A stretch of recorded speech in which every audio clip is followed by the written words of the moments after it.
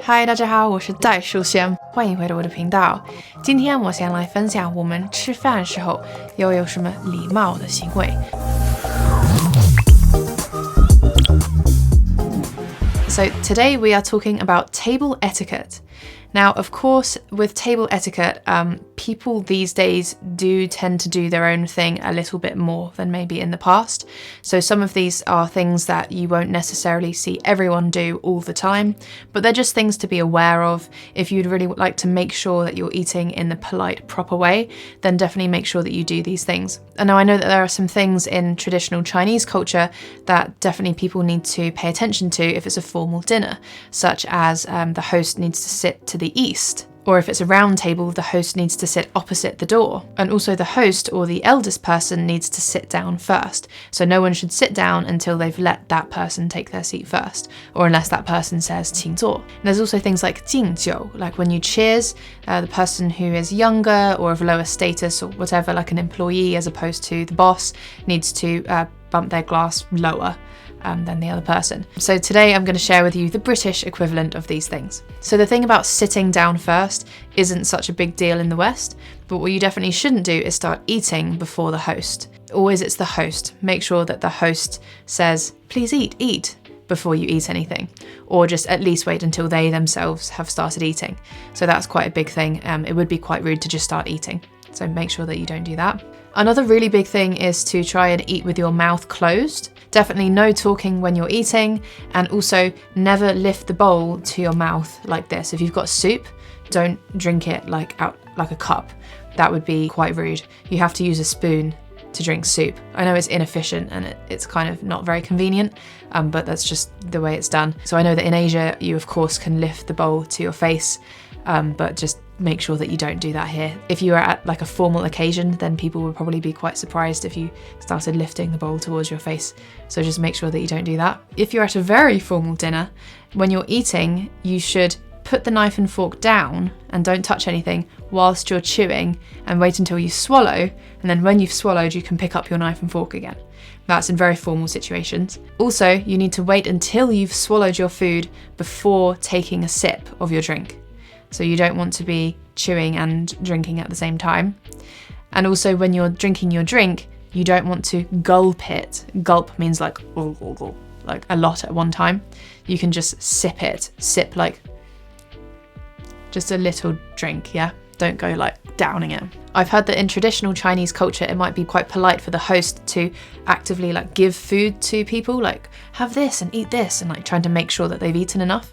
But it's possibly a bit like the opposite here, where you don't want to push food onto other people. Like definitely don't put any food on someone else's plate if they haven't said that they want it.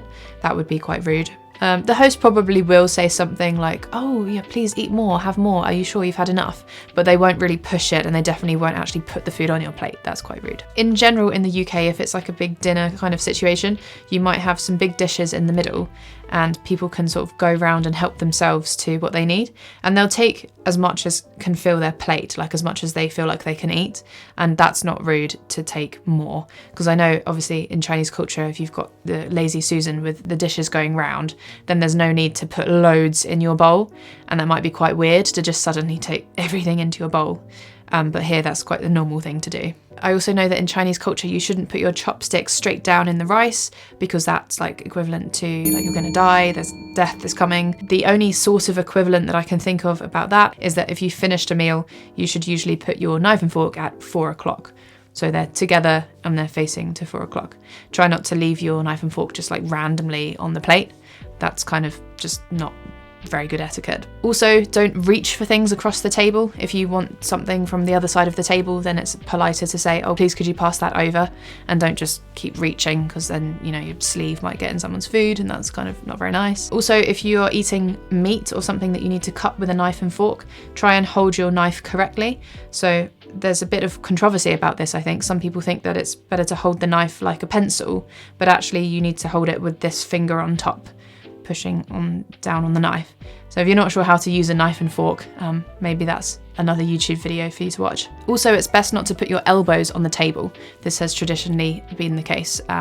These days, people are a bit more relaxed about it. You probably won't find anyone thinking, oh, your elbows are on the table. But it's just a traditional thing of try not to do that. I think that's probably the same as well in your culture. And definitely don't use your phone. That's a big one. No matter what situation you're in, it's really quite rude to take out your phone at the dinner table. Even if it's just a casual meal with friends, people will feel maybe a bit, offended, or they won't like it if you take your phone out, essentially. Okay, now how does the table work if you are in a very formal situation and you find that you've got lots of different knives and forks and plates and stuff? You want to start with the outside cutlery first. So if you have 3 knives and 3 forks, you start with the outside knife and fork for your first course, and then the next one, and then the next one. There might be a fork and a spoon just above your plate. That's usually for dessert. You also find that there's lots of plates and various glasses on the table.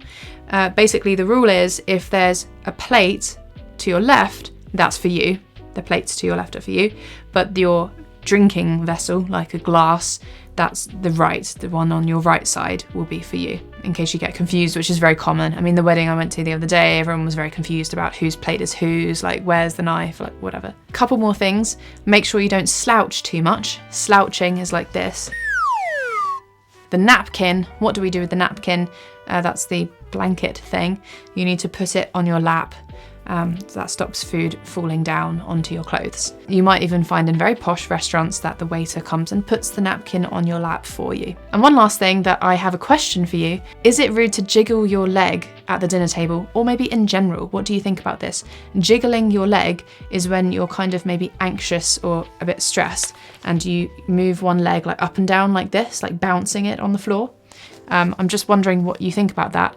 Here, there's pretty much no issue with that as far as I'm aware. It's not considered like rude. It's maybe just a little bit, you might think, are you okay?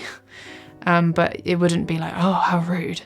So I don't know, what do you guys think about that? Let me know in the comments down below. I just want to thank the sponsor for today's video, which is Surfshark. Surfshark are a VPN service, that stands for Virtual Private Network. They help you watch blocked TV shows from like the BBC, Netflix. You can watch these shows in your country. If you're not in the UK, this is the best way to watch the best shows that we have, because loads of the shows on the BBC are really good, but you unfortunately won't have access to them unless you have a VPN. So I highly recommend that you use this service. If you use the code SusieWoo, you can get 83% off, and you'll get an extra 3 months in your year subscription. So definitely recommend you to try that out. And there's also a 30-day money-back guarantee, so you shouldn't hesitate to try it. Okay, 这是今天的影片，我希望大家有喜欢。如果你喜欢，可以按赞，然后也可以给我个关注。谢谢收看，我是袋鼠轩，我们下次见。